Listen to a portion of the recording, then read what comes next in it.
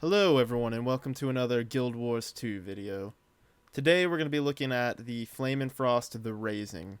Now to start, I'm going to start off again reading their official description, which is: a hybrid army erupts through fiery portals in the Shiver Peaks. A molten alliance between the Dredge and the Char Flame Legion has created a force powerful enough to massacre any who stand in their way. One settlement, one homestead at a time, they're wiping out all resistance. The Razing has begun. Now to kick off this phase of the living story, you'll receive another letter from your respective Destiny's Edge member. I, since I'm a Sylvari, once again have the letter from Kaith on the screen. The letter basically just tells you that she is busy and that it's your job to go, fix the problems. So try to go talk to Ritlock in Black Citadel and see if there's any way that you can help him. But we'll get back to Ritlock's part in all this in a little bit. The attacks in the Shiver Peaks have been ramping up. Sonic periscopes have also been popping up throughout the Shiver Peaks. These have been used not only in Diessa Plateau and Wayfarer Foothills, but in 3 other zones there in the Shiver Peaks. This may point to the Molten Alliance planning attacks throughout the rest of the Shiver Peaks as well, and not just the zones they've currently been operating within. The invasion events that started during the Gathering Storm are still happening throughout Wayfarer Foothills and Diessa Plateau. But you can also see the intermeshing of Dredge and Flame Legion technologies and magics in these new mobs. For instance, there are veteran Dredge who are using Flame Legion magics, and there are veteran Char who are using Dredge machinery. A very interesting thing has happened in that an Order of Whispers agent has been able to infiltrate the Molten Alliance, serving as, I think, some type of Flame Legion menial helping with the rituals. You can find this undercover agent's partner in the Black Citadel. He will point you to dead drop locations and give you an item that will enable you to decipher the dead drops. Some of these dead drops contents are not overly important, but there are a few that give great insight into the relationship between the Dredge and the Flame Legion within the Molten Alliance. Dead drops locations and their contents should all be playing in the background right now. I'm going to go ahead and read off a few of the ones that I deem very important to the story, and then I'm going to explain what their importance is exactly. To start are these two. The Dredge and Flame Legion fought today. Cracks in the partnership are showing. Even in victory, they're uneasy among each other. I'm trying to learn more but keep hitting a wall. And then the second one is, big fight. Flame Legion Shaman refused to give flame magic to Moletariat selected Dredge. They burned him alive and the Dredge got their disturbing transformation. Watch out for them. Now the second message is mostly referring to the fact that there are now Dredge that use Flame Legion magic. But they both show that the Dredge and the Flame Legion are not exactly getting along all of the time with each other. This alliance was obviously not formed between any friendship or any respect between these two groups for each other. Now here's 2 more dead drops that are pretty important to the story so far. I've seen things develop down here that make me both excited and alarmed. Excited because we can steal the prototypes for ourselves. Alarmed because right now they're in enemy hands. And the second one with that one is, new prisoners every day. Never heard of Flame Legion and Dredge taking so many. Some put in pins, other taken to weapons testing. Haven't heard anything about that. Not sure I want to. These two show that obviously, if you hadn't picked up on it already, the Dredge and the Flame Legion are preparing for quite a big war. This is the first time we've seen complete confirmation that the Molten Alliance is working on new weapons.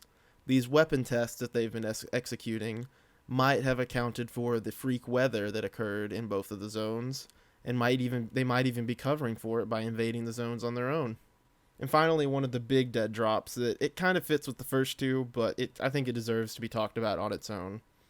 It states, looking into a reason for the alliance, little success. Something pushed the Flame Legion and Dredge together, but it wasn't desperation or minions of Prime Mortis. So what?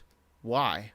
Now, I've seen several theories come up of this, and I don't really know exactly what could have pushed them together. It's kind of apparent that some outside force has influenced them to do it. I'm not sure who, but I'll come back to this a little bit later towards the end of the video once we get to another point that goes along with this. Now, finding all the dead drops is one achievement that was new this month.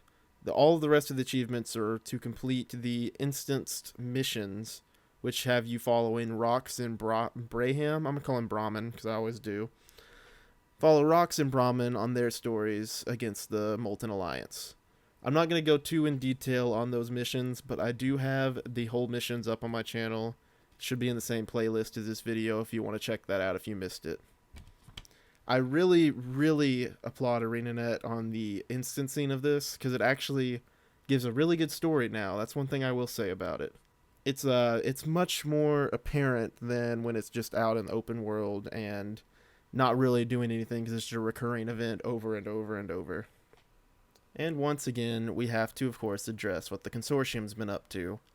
Now, if you remember from the Gathering Storm, the consortium had been helping refugees in Lion's Arch and had been talking about building housing for them on South Sun Cove and moving a bunch of them out there.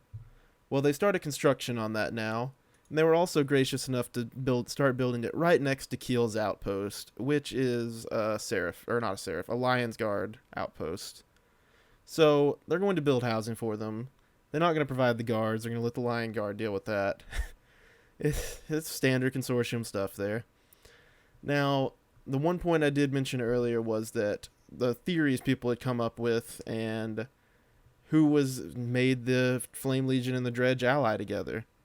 Now I don't know how they're connected, but I just don't like the consortium.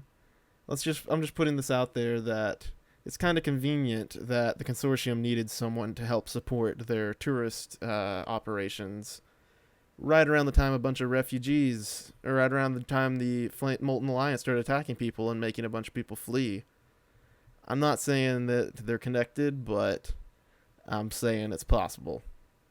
Not to mention the fact that Subdirector Knoll is there, who I do not trust at all. Even on consortium levels, I do not like Knoll. Now for final thoughts on Flame and Frost the Razing. I really like the way they're handling this living story.